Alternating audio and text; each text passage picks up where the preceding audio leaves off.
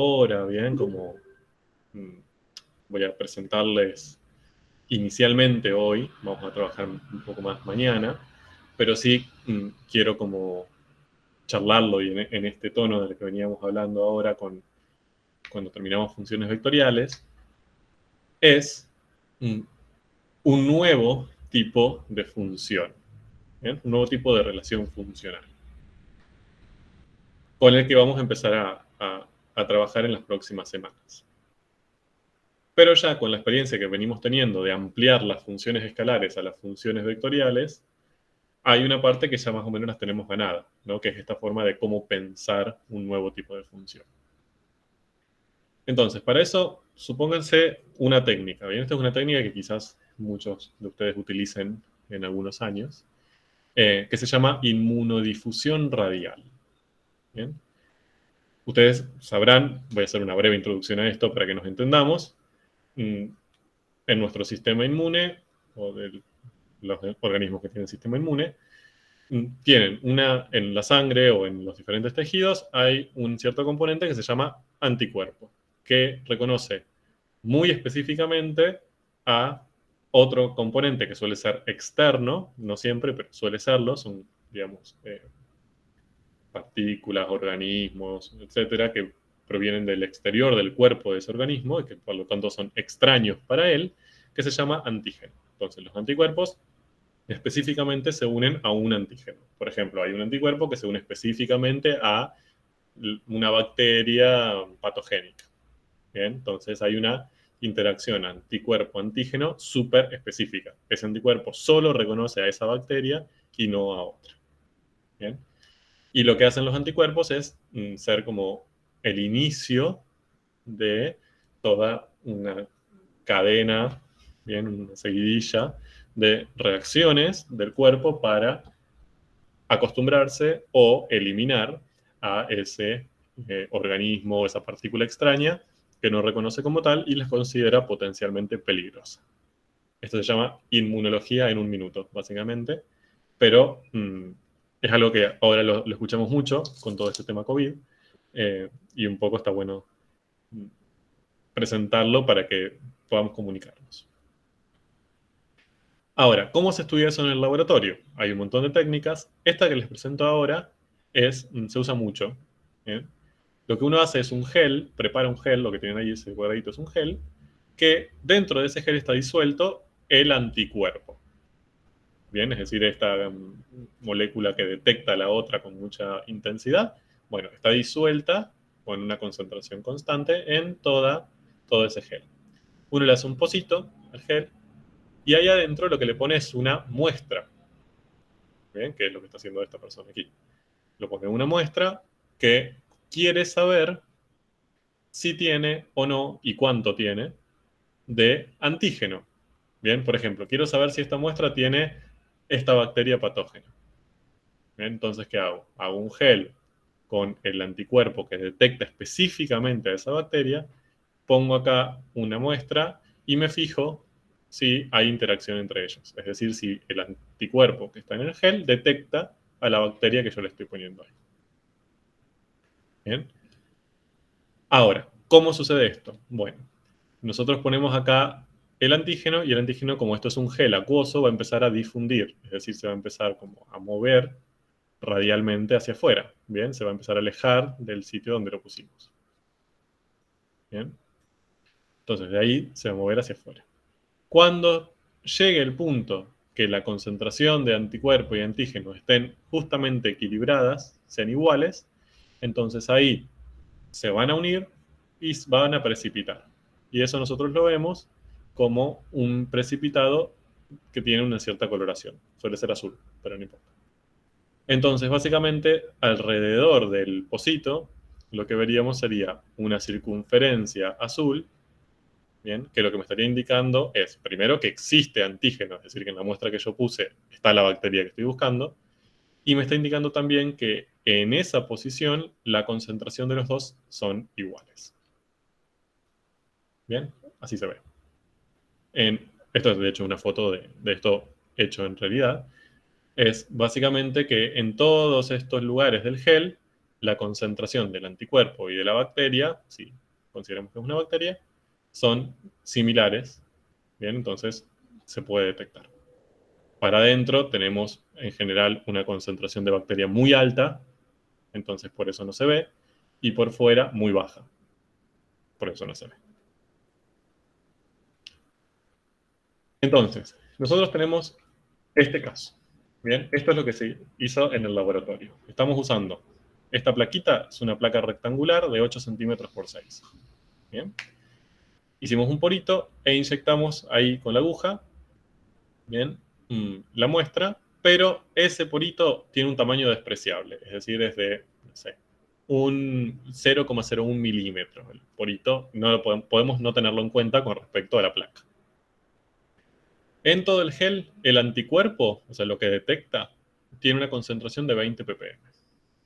Bien, entonces va a aparecer este halo azul cuando la concentración de bacterias sea cercana a los 20 ppm.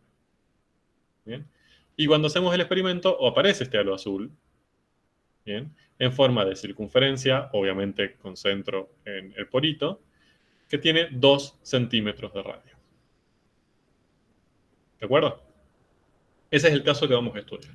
¿Qué tenemos que hacer ahora? Lo que queremos es analizar esto desde una perspectiva matemática. Bien, incorporar aquí un modelo matemático. ¿Sí? Esto lo podemos pensar desde la biología o desde la química incluso, pero ahora lo que queremos es analizar todo esto desde una perspectiva matemática, porque a veces eso aporta más información que a la vista y el análisis biológico, químico, se escapa. Bien, entonces, yo acá lo que grafiqué sería como mi placa, ¿no? De 8 centímetros por 6 centímetros. Ahora, si yo esto lo voy a querer analizar desde una perspectiva matemática, bien, en este caso de una perspectiva geométrica, ¿qué incorporarían ustedes para analizar qué pasa en distintas posiciones de la placa? Porque acá lo que va a pasar es que en la placa va a haber ciertos puntos, por ejemplo este, que tengo ahí que marco ahí, en donde quizás no vea el halo azul. Bien, y va a haber otros puntos donde sí vea el halo azul. Es decir, en un punto donde la concentración anticuerpo-antígeno sean distintas y en otro donde sean iguales, por ejemplo. Ahora, si yo eso lo quiero matematizar, ¿sí? Llevar desde un análisis matemático, ¿qué incorporarían acá?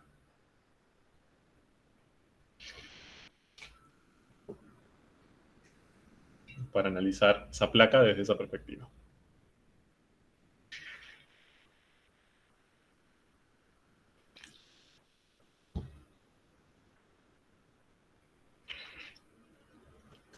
Lo que quiero hacer es, desde una perspectiva matemática, diferenciar. A ver, lo voy a graficar. Allá. Quiero diferenciar este punto de este punto, por ejemplo. Desde una perspectiva matemática. ¿Cómo lo haría?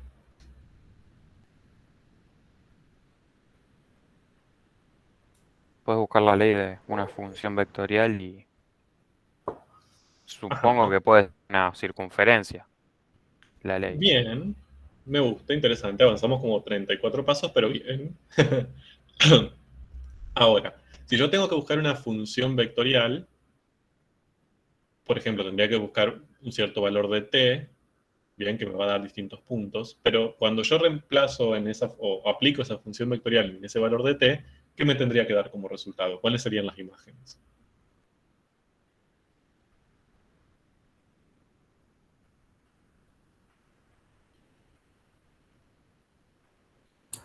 Los puntos que unen los dos puntos.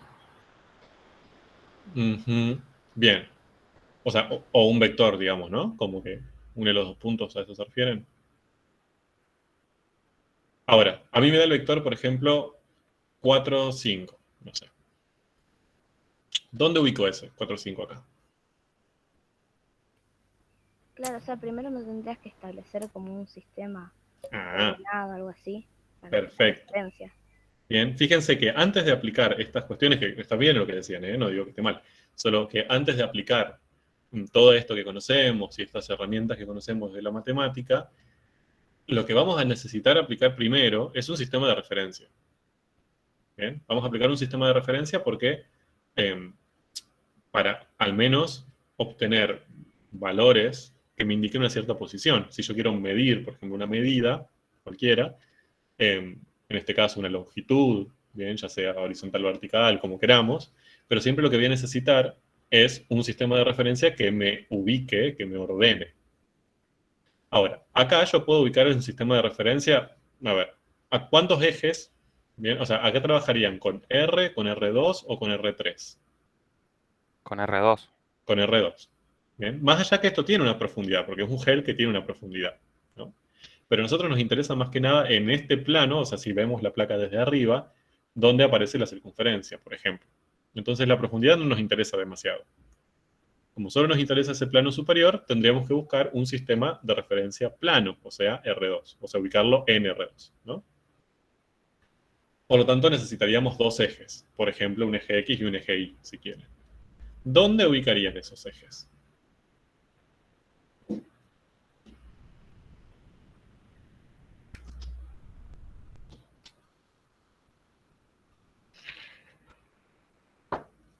Y yo lo ubicaría, o sea, que justo el centro coincida con el centro de la manchita esa que, o sea, Ajá. los ejes perpendiculares entre sí y el punto y el origen de coordenadas que coincida con el centro de la manchita esa que se te formaba antes. Bien, perfecto. O sea, a ver, una posibilidad muy interesante es, supongamos acá lo que nos decían es que ellos ponían, o sea, el porito donde inyectaban la muestra estaba en el centro de la placa, ¿no? O sea, sería como en el cruce de las diagonales, que estaría ahí, supónganse. Entonces, una posibilidad es que nosotros, digamos, ese punto lo tomemos como el origen de coordenadas. Bien, entonces pongamos el eje X así, bien, paralelo a uno de los lados, bien, y que pase por ese punto, y el otro perpendicular, paralelo al otro lado y que pase por ese punto. Esa es una opción. Bien, la voy a dibujar. Sería como el eje X así, el eje Y así. Bien. Esto medía 8 centímetros por 6. Entonces, ¿cuánto vale este valor sobre el eje X? ¿Cuál es este punto? 4 no sería. 4. Muy bien. Ojo con esto, porque acá meten la pata, ¿eh? A veces después ponen 8 y menos 8, y no, es 4 y menos 4, porque lo que importa acá es que la longitud total sea 8. Entonces va 4 para un lado y 4 para el otro. Y acá sería 3 y menos 3, para que la longitud total sea 6, ¿no? Entonces, esta es una posibilidad. Ahora, ustedes me pueden decir, bueno, pero no, a ver, a mí me molesta un poco eso, porque tengo que trabajar con números negativos y la verdad que no estoy cómodo. Entonces, puedo poner el origen de coordenadas acá. Entonces hago el eje X que se corresponda con este lado, y ahí sí va desde 0 hasta 8, y el eje Y que se corresponda con este, y va de 0 hasta 6. ¿Se puede hacer? Sí, sin ningún problema. El sistema de referencia uno lo ubica de la manera más conveniente y útil, ¿no? Podrían ubicarlo en este vértice, en este, o en algún punto intermedio, incluso. O está incluso en un punto externo de la placa. Pero ahí sí se te complicaría para buscar la ley. Absolutamente. Bien, entonces ahí tenemos validez, son válidos, no es que son incorrectos, solamente que son incómodos. Bien, o sea, nos hacen menos útiles para nuestros fines. ¿De acuerdo? Entonces por eso no lo elegimos. Considerando que la circunferencia que vamos a obtener va a estar centrada en este punto, quizás lo que nos conviene es este sistema de referencia. Porque sabemos representar con modelos matemáticos, bien con curvas o incluso con funciones vectoriales, como ustedes consideren, más que nada circunferencias centradas en el origen. Se pueden obtener ecuaciones o funciones vectoriales o ecuaciones paramétricas incluso para circunferencias no centradas en el origen. Sí, claro, son más complejas, pero se pueden. Entonces, por eso esto es un paso importante que uno lo tiene que hacer desde una perspectiva utilitaria, pragmática. ¿Cuál es el mejor lugar donde yo ubico el sistema de referencia? O, si no, a veces nos lo dan a ese dato. Nos dicen, el sistema de referencia se ubica así. Entonces, lo primero que tenemos que hacer es ubicarlo bien para que después el trabajo no cometamos errores y se nos haga más sencillo. Entonces, ahí tienen todo lo que acabo de decir, pero dibujado bien. Entonces tenemos nuestro alito azul, donde hubo precipitación, y ubicamos nuestros ejes de esa manera. Bien. Nos decía que se ubicaba una circunferencia de 2 centímetros de radio, así que más o menos esta sería como la estructura general. Fíjense que ahora sí es más fácil para nosotros dar información sobre posiciones y sobre comportamientos en las posiciones. Entonces podemos decir, en este punto, en el 3, 2,5, no hay la misma concentración de anticuerpo y antígeno, mientras que en este punto, en el 2,0, por ejemplo, sí lo hay. Y la siembra se realizó en el punto 0,0. Ya ahí podemos, utilizando puntos en R2, guiarnos y comunicarnos, bien usar un lenguaje convencional, es decir, que nosotros hicimos una convención entre ustedes y yo de cómo hablar y nos entendemos qué queremos decir. Repito, esto es una elección, se tiene que fijar de antemano, pero para que sea útil. Tranquilamente ustedes me podrían haber aplicado los ejes no paralelos a los lados, es decir, me podrían haber dicho, y yo quiero que mi eje X esté acá y mi eje Y esté acá. Bien, perpendiculares entre sí. Bien, yo les hubiera dicho por qué se odian tanto, pero también se puede, está bien, no es incorrecto. Y se puede trabajar, se complica todo un poco, pero se puede. Bien, a lo que voy es, esto se tiene que hacer y de la manera más útil. Bien. Ahora, ahí tenemos nuestro sistemita. Lo que vamos a intentar hacer, nuestro objetivo, que vamos a trabajar más que nada mañana, no tanto hoy, desde ya pues quedan 5 minutos, es analizar estas expresiones. Bien, supónganse que en la bibliografía, o sea, ustedes buscaron cómo se puede analizar esto desde la matemática, y aparecen estas expresiones que lo que les quieren hacer es describir la distribución del antígeno. El antígeno era el que se sembraba, el que uno metía con la aguja acá, en la placa. Entonces, fíjense esto, lo que le está diciendo es C, que es la concentración del antígeno en ppm, ¿no? Cuánto antígeno hay, cuánto de esa sustancia hay, es igual a esto, F de XY, que es igual a esto. ¿Cómo analizarían? A ver, empecemos con el primero, pero más que nada así como intuitivamente. ¿Qué creen ustedes que les está queriendo decir esto? Tiren, ¿eh? No hace falta que sepan, simplemente... La ecuación de una circunferencia. Parece, ¿no? Una ecuación de una circunferencia. O sea, lo que pasa es que si fuera una circunferencia yo tendría que despejarla, ¿no? Hacer x cuadrado más y cuadrado igual a algo. Entonces tendría que pasar este 12 para el otro lado, y acá tendría que haber un número para... como que sí, tiene algo que ver, pero... Profe, ¿no puede ser una circunferencia subida en el eje Y? Bien, pero este 12 ¿suma a y o suma a x? No, yo lo pensé como que ponele, o sea, todo eso estaría igual. Ah, no, nada. Bien, fíjense que esto está igualado a ¿qué? O sea, porque aparece esta expresión que la podemos obviar un ratito. Pero esto está igualado a C, ¿no? Si quieren a C1. ¿Qué es C1? Lo voy a escribir acá si nos queda más cómodo. Si yo hago x cuadrado más y cuadrado más 12 me da C1.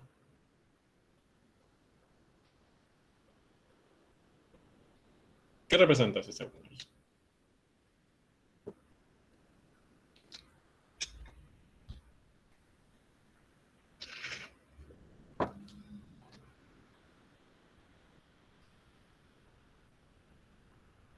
El módulo del vector posición o... Bueno, Pero fíjense, a ver, podría ser, ¿eh? Pero fíjense que esto a mí me lo dan en un contexto. Me dicen, estas expresiones lo que describen es la distribución del antígeno en la placa. O sea, lo que me está dando acá esta C está más relacionado con la concentración de antígeno en la placa, ¿no? Como está diciendo, bueno, C1 es, esto es un número, no sé, 25, con unidad, ppm. O sea, cuando yo hago toda esta cuenta, ¿ven? Eleve x al cuadrado, le sume el elevado y al cuadrado, le sume 12, eso me va a dar un número, por ejemplo 25, y ese 25, a mí lo que me está diciendo es que hay 25 ppm, tenemos una concentración de 25 ppm de esta cosa, del antígeno, en la placa. Bien. Raro, ¿no? Ya tenemos una cosa media extraña. Fíjense lo siguiente. yo acá tengo un número que no es siempre el mismo. Este número de quién depende. O sea, no va a ser siempre 25, al menos quizás lo es, pero no podemos asegurarlo. ¿De quién va a depender el valor que obtengo de este numerito C1? De X y de Y. De X y de Y, ¿no? Es decir, si yo acá agarro 0 y 0, me da 12, por ejemplo. Pero si agarro 2 y 2, me da 4 más 4, 8, más 12, 20.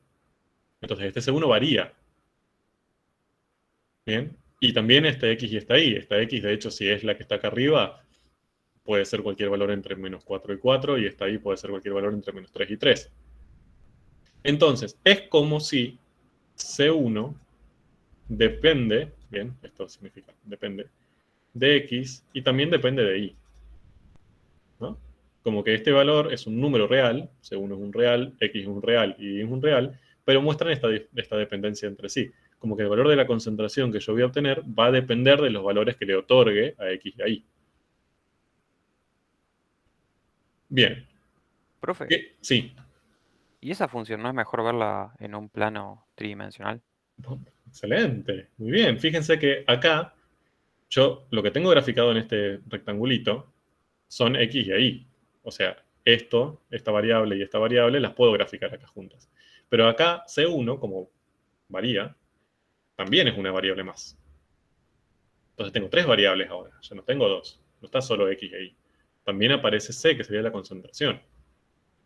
Entonces digo, bueno, quizás esto no puedo graficarlo solo así, sino que necesito también graficar una tercera variable, quizás un tercer eje, que sea un eje para C. ¿Bien? Y la respuesta es sí. Y lo vamos a hacer prontamente. ¿Bien? Pero fíjense lo siguiente. En definitiva, tenemos una tercera variable, nos apareció acá, nos metieron de sopetón, una tercera variable que es la concentración, que depende de estas dos. Eso es lo que les está queriendo decir esto que está acá. Les está diciendo, la variable concentración es una función, es el resultado, ¿bien? O está en función de, ¿sí? Depende de lo que yo decida, o el valor que yo decida para X y el valor que yo decida para Y. Bien, entonces acá, ¿cuáles serían las variables independientes si analogamos esto a una función de las que conocemos ya? Bien, las independientes serían como las que yo debería decidir para obtener las de las dependientes. Acá tengo 3 variables, X, Y y C, ¿no? ¿Cuál para ustedes, o cuáles, son independientes? X e Y. X e Y. Bien. ¿Por qué? Porque son las que yo tendría que decidir o darles un valor para obtener o poder predecir, calcular el valor de la otra. Bien, entonces yo digo, bueno, si X vale 2 e Y vale 2,5, que estaría en este punto, bien, pero fíjense que esa decisión la tomé yo. Yo agarré el valor de X como 2 y el valor de Y como 2,5. Podría haber decidido otra cosa. Podría haber decidido X igual a 2 e Y igual a menos 2,5. Entonces, son dos dependientes, encima son independientes entre sí. No es que si yo agarro un X, estoy obligado a agarrar un Y. Yo puedo elegir una independientemente de la otra. Y cuando tomo esos dos valores, ahí ya C no me queda libre. Bien, o sea, ya C ahora va a depender de esos dos valores. Si yo agarré 2 y 2, la C no puede ser cualquiera. Es 2 al cuadrado más 2 al cuadrado más 12, punto. No tengo otra posibilidad. Entonces, C es la dependiente. Depende de X y de Y. ¿De acuerdo? Eso es lo que quiere representar esto. Y esta F que aparece acá, lo que me estaría queriendo decir es que, bueno, depende de X y de Y, pero no depende de X y de Y de cualquier manera. Depende de esta manera. O sea, cuando yo defina X e Y, la C no la voy a obtener haciendo lo que yo quiera. La voy a obtener sí o sí, elevando una al cuadrado, elevando la otra al cuadrado, sumándola y sumándole 12. Es como que me está indicando qué tengo que hacer con esos valores de X y de Y para obtener el valor de C que estoy buscando. Entonces acá es como si aparece una C, que es el resultado de aplicar una cierta ley, una cierta estructura, un C, a valores de X y de Y que yo estoy definiendo previamente. Con estos valores estaría tomando los diferentes puntos de la placa y cuando le aplique esta F, que sería esta formulita de acá, en definitiva me estaría dando como resultado un valor que va a ser la concentración de antígeno en ese punto de la placa que tomé. Pero esto no lo conocemos. ¿Qué es esto? Bien, porque fíjense que nos aparece una expresión que depende de dos números independientes. Hasta ahora nosotros conocíamos las funciones escalares que iba de un número a un número. Y las vectoriales que iba de un número a dos. O sea, obteníamos más de un resultado, que serían las componentes del vector. Pero eran varias variables dependientes. La independiente era una, que era t. Acá tenemos más de una independiente. ¿Qué es esto? Bien, eso lo responderemos mañana.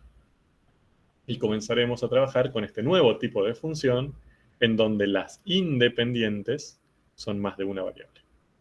2, 3, lo que sea. Ya se los adelanto, se llaman campos escalares. Bien, esa va a ser la etiqueta que le pongamos a esto. O funciones de varias variables. Bien, cuando decimos varias variables nos referimos a varias variables independientes. Bien, y esto es un nuevo mundo dentro de la matemática que comenzaremos a explorar el día de mañana. Me encantaría que esto les genere intriga. Lo dudo, pero al menos era un poco la idea.